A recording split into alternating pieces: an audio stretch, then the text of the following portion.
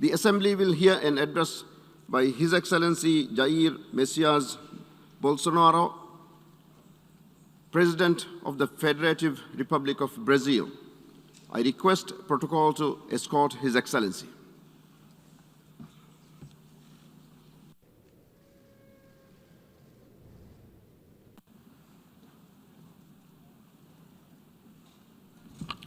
On behalf of the General Assembly, I have the honor to welcome to the United Nations His Excellency Jair Messias Bolsonaro, President of the Federative Republic of Brazil, and to invite him to address the Assembly. Ok. Bom dia a todos.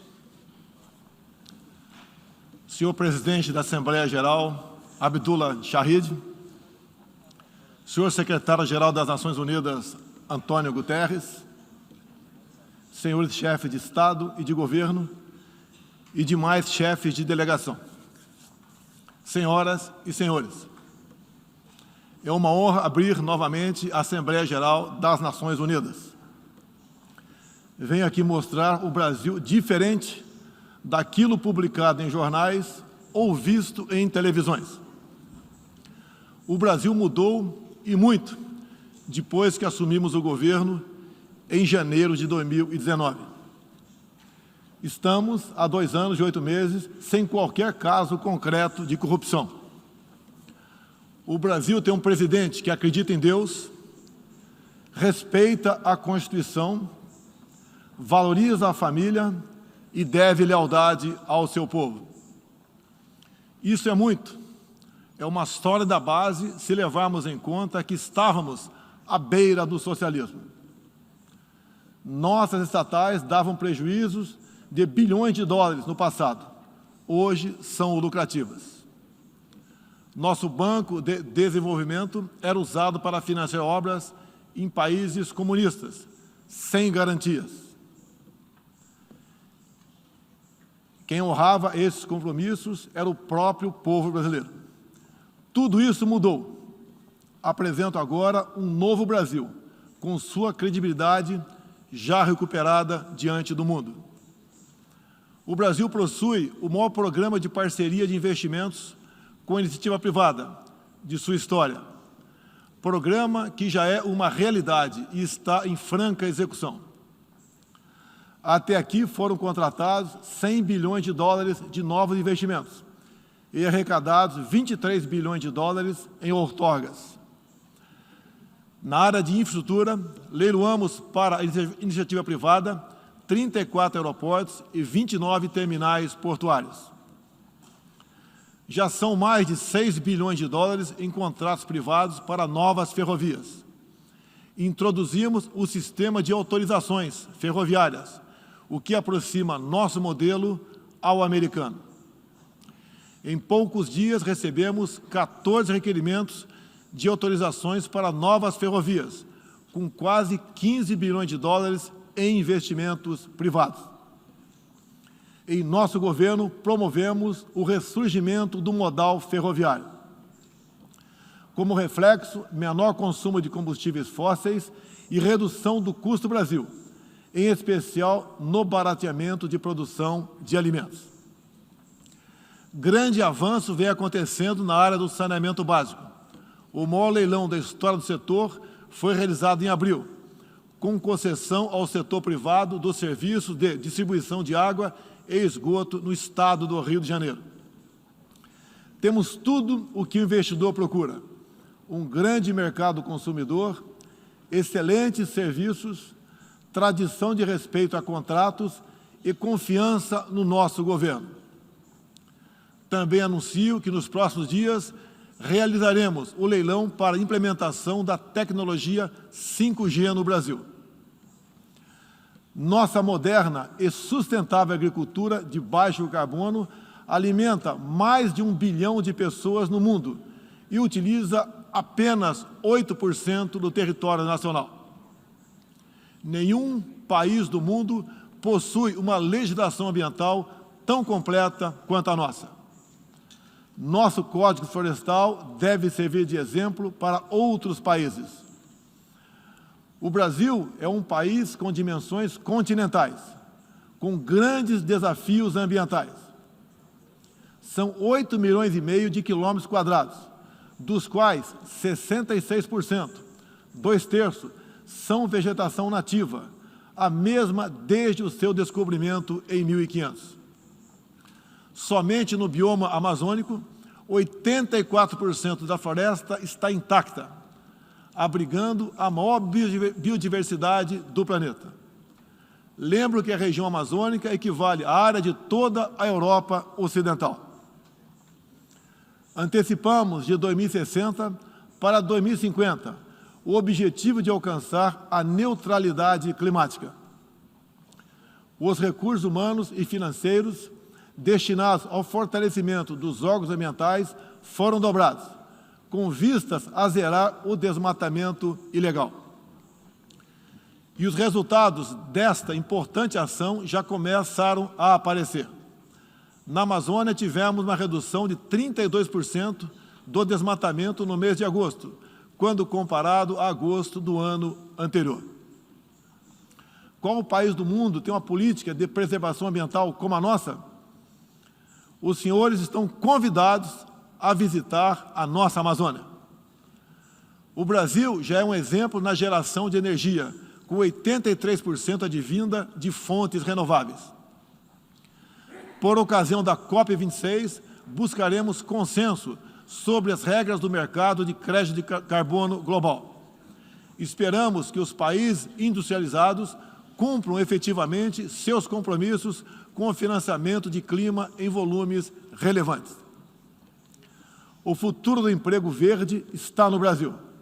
Energia renovável, agricultura sustentável, indústria de baixa emissão, saneamento básico, tratamento de resíduos e turismo. Ratificamos a Convenção Interamericana contra o Racismo e formas correlatas de intolerância.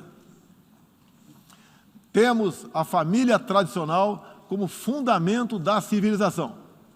E a liberdade do ser humano só se completa com a liberdade de culto e de expressão. 14% do território nacional, ou seja, mais de 110 milhões de hectares, uma área equivalente à Alemanha e França juntas, é destinada às reservas indígenas. Nessas regiões, 600 mil indígenas vivem em liberdade e cada vez mais desejam utilizar suas terras para a agricultura e outras atividades. O Brasil sempre participou em missões de paz da ONU, de Suez até o Congo, passando pelo Haiti e Líbano. Nosso país sempre acolheu refugiados. Em nossa fronteira com a vizinha Venezuela, a operação acolhida do governo federal já recebeu 400 mil venezuelanos deslocados devido à crise político-econômica gerada pela ditadura bolivariana. O futuro do Afeganistão também nos causa profunda apreensão. Concederemos visto humanitário para cristãos, mulheres, crianças e juízes afegãos. Nesses 20 anos dos atentados contra os Estados Unidos da América, em 11 de setembro de 2001, reitero nosso repúdio ao terrorismo em todas as suas formas. Em 2022, voltaremos a ocupar uma cadeira no Conselho de Segurança da ONU. Agradeço aos 181 países, em um universo de 190, que confiaram no Brasil. Reflexo de uma política externa séria e responsável, promovida pelo nosso Ministério das Relações Exteriores. Apoiamos uma reforma do Conselho de Segurança da ONU, onde buscamos um assento permanente. A pandemia pegou a todos de surpresa em 2020. Lamentamos todas as mortes ocorridas no Brasil e no mundo. Sempre defendi combater o vírus e o desemprego de forma simultânea e com a mesma responsabilidade. As medidas de isolamento e lockdown deixaram um legado de inflação, em especial nos gêneros alimentícios no mundo todo.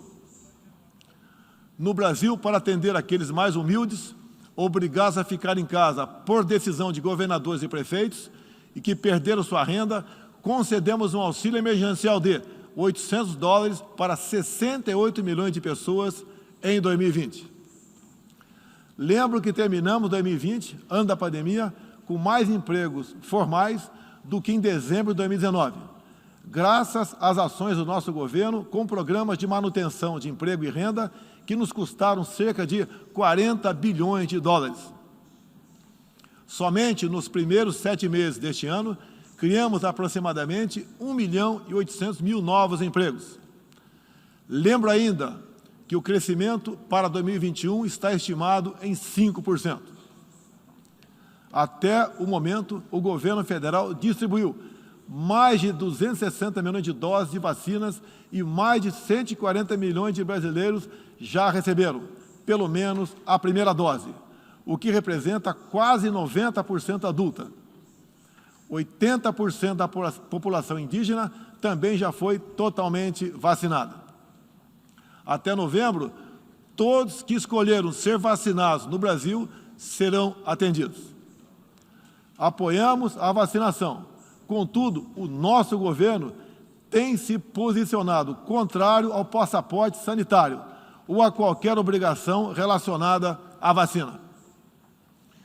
Desde o início da pandemia, apoiamos a autonomia do médico na busca do tratamento precoce, seguindo recomendação do nosso Conselho Federal de Medicina.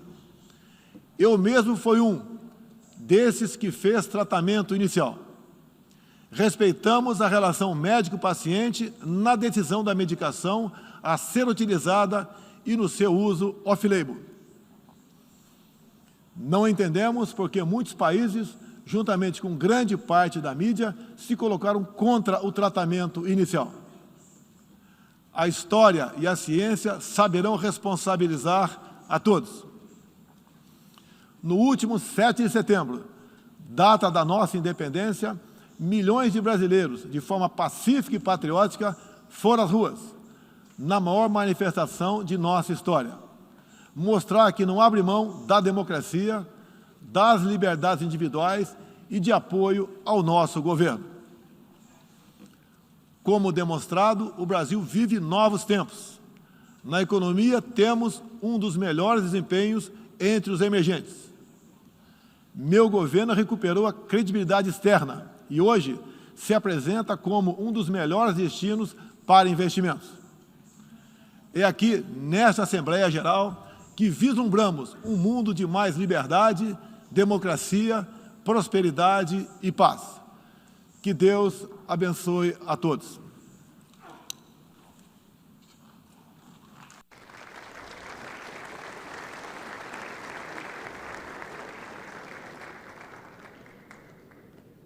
On behalf of the General Assembly, I wish to thank the President of the Federative Republic of Brazil for the statement just made, and I request the protocol to escort His Excellency.